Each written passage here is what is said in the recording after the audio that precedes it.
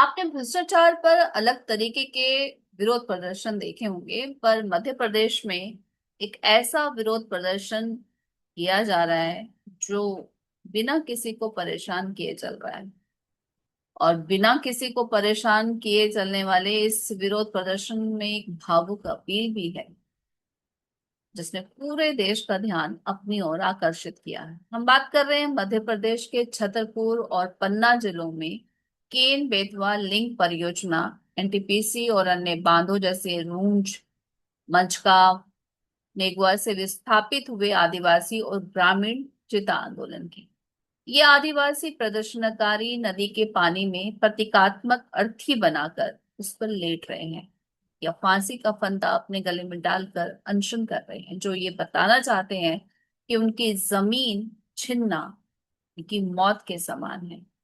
इससे न केवल वो अपनी पीड़ा को व्यक्त कर रहे हैं, बल्कि व्यवस्था की बेरुखी भी बता रहे हैं, जता रहे हैं कि उनकी उपेक्षा का मतलब उनकी मौत है।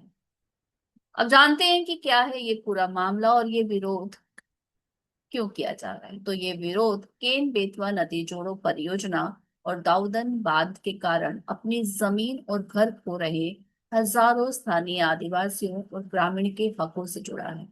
परियोजना बुंदेलखंड के सूखे इलाकों में पानी पहुंचाने के लिए बनाई गई है, लेकिन इसके डूब क्षेत्र में पन्ना टाइगर रिजर्व का एक बड़ा हिस्सा आ रहा है।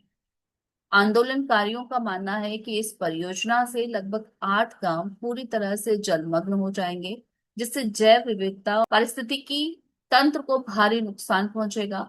विस्थापन और पुनर्वास में भ्रष्टाचार, स्थानीय आदिवासियों और ग्रामीणों के अनुसार उनकी पैतृक जमीन से तो उन्हें बेदखल किया जा रहा है, लेकिन उचित मुआवजे, जमीन के बदले जमीन और उनके पुनर्वास में गंभीर प्रशासनिक अनियमितताएं और भ्रष्टाचार हो रहा है।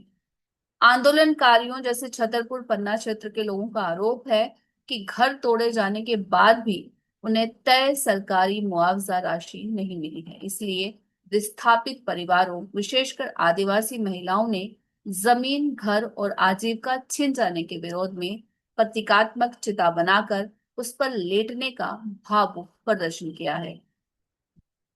जय किसान संगठन के बैनर तले इस आंदोलन का नेतृत्व कर रहे सामाजिक कार्यकर्ता अमित भटनागर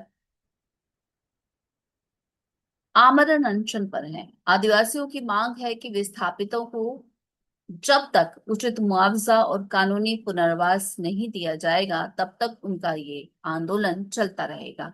भावुक कर देने वाले इस विरोध प्रदर्शन ने अब एक आंदोलन का रूप अख्तियार कर लिया है, जिसकी मौन गूंज प्रधानमंत्री कार्यालय तक भी पहुंच गई है। उन्होंने भी इस मामले का संज्ञान लिया है और राज्य सरकार से विस्तृत रिपोर्ट तलब की है।